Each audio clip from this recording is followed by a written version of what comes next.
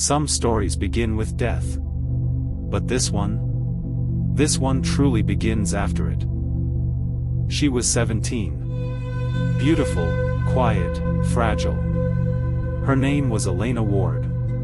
And one rainy Tuesday morning, her body was found hanging in her bedroom. Her suicide shook the entire town of Belhaven, not because they didn't see it coming, but because no one dared to look close enough. Her best friend, Raya, was shattered. They had drifted apart over the past year, but Raya blamed herself for not checking in, not noticing, not saving her. At the funeral, Elena's mother handed Raya the suicide note. Just one line. I was tired of screaming into a world that never listened. But it wasn't the last thing Elena would say. A week later, Raya got a letter. No envelope. No stamp. Just folded paper, slid under her door sometime during the night. The handwriting? Elena's. It read, I'm sorry I couldn't say this before, but you should know what happened wasn't just sadness. It was suffocation. Raya was stunned. She showed it to her mother, to her teacher, to Elena's family. Everyone said the same thing. Someone is playing a cruel joke. But the writing was perfect. Personal. Real. It included things only Elena could know. Days passed. Then another letter arrived. This one darker. You remember Mr. Clay, right? The one who always made us stay after class? I never told anyone what he did. But I wasn't the only one. A week later, Mr. Clay was found dead in his car, engine running, garage door closed. Carbon monoxide poisoning. Suicide. Just like Elena. But why? Letters kept arriving, not just to Raya. Now other classmates received them too. Every letter had two things in common. A confession. A warning. One letter to a girl named Mina exposed how she bullied Elena in middle school, pushing her into a locker, leaking her photos, spreading rumors that tore her apart. You laughed when I cried. Let's see if you're still laughing when the lights go out. Mina's house burned down that night. She survived, but her little brother didn't. Was it coincidence? Was someone targeting them in Elena's name? Panic spread through Belhaven High. A letter exposed the school counselor for ignoring Elena's reports of abuse at home. She vanished. Just gone. No note, no signs of struggle.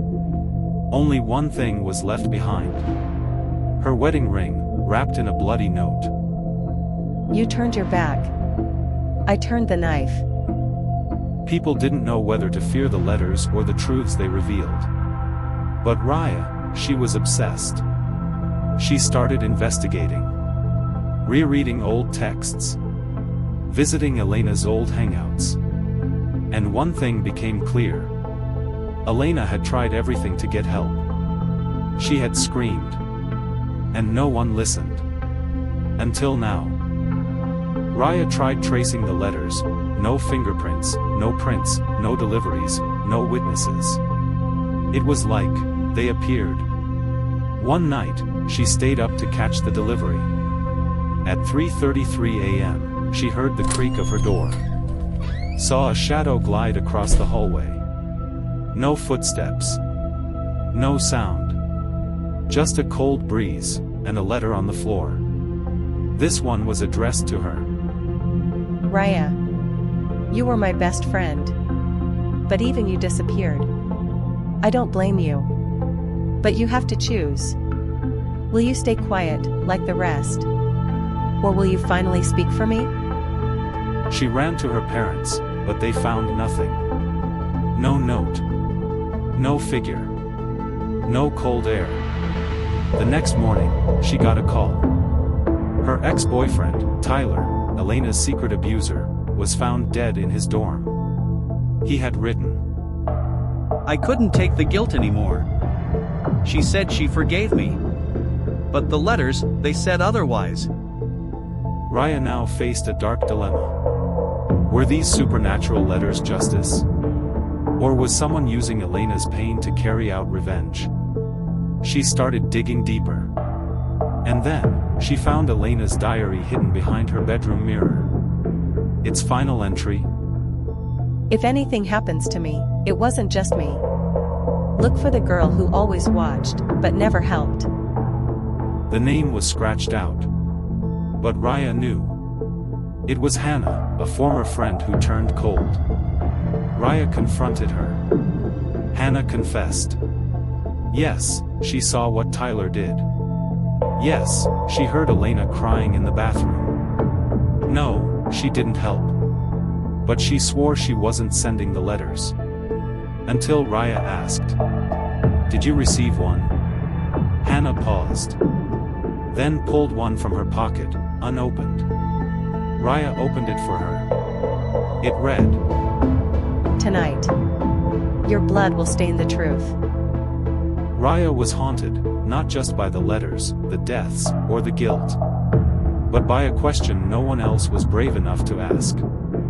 What if Elena wasn't the one sending the letters anymore? She had written only one suicide note. She left no final confessions. And yet, the letters were filled with vengeance, fury, and knowledge no one should have. Raya re-examined everything. At the local library, Raya found a book of town legends. One story stood out. The Griever, a vengeful spirit born from souls who died unheard, unloved, or unjustified. It attaches to trauma and uses it to punish, but never stops until it consumes the innocent too. Suddenly, everything clicked. This wasn't Elena seeking justice anymore. This was something darker, using her tragedy to feed on fear. That night, the lights in her room flickered. The windows shattered. And in the cracked mirror, she saw a reflection that wasn't her own. A girl with hollow eyes and a slit wrist, reaching out. And then, everything went black. She awoke hours later in the woods, barefoot, holding a candle. And in her hand, a blank letter. No ink. Just space. Waiting. She understood.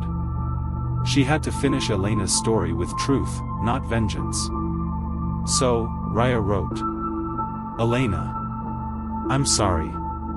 I wasn't there when you needed me. But I'll tell your story, every part of it. The pain. The silence. And the world that failed you." She placed the letter on Elena's grave. The wind howled, then hushed. And from the trees, she heard a single whisper. "Now, I can sleep." With that, the letters stopped. But some nights, when the wind howls and the rain taps gently on windows, Raya still listens. Because she knows. Not every silence is peaceful. Some are waiting to be heard.